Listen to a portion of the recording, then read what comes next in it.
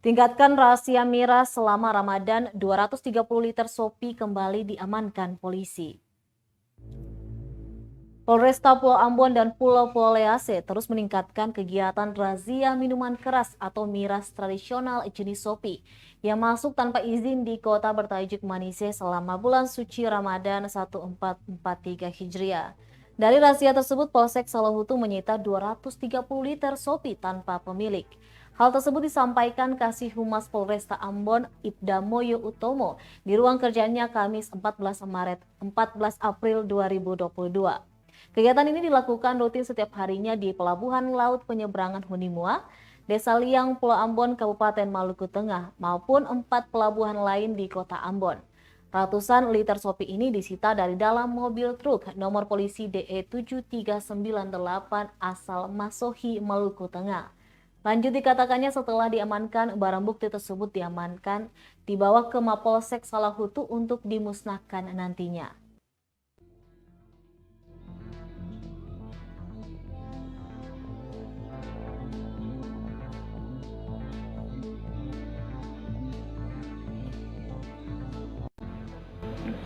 Itu razia terdapat di Pelabuhan Hunimuar, Kecamatan Salahutu, Kabupaten Maluku Tengah, di mana Kapolresta Pulau Ambon dan Pulau Polease selalu memerintahkan para Kapolsek untuk setiap hari melakukan razia miras, di mana untuk mencegah tindak pidana yang berawal dengan minuman keras, di dalam hal ini Shopee,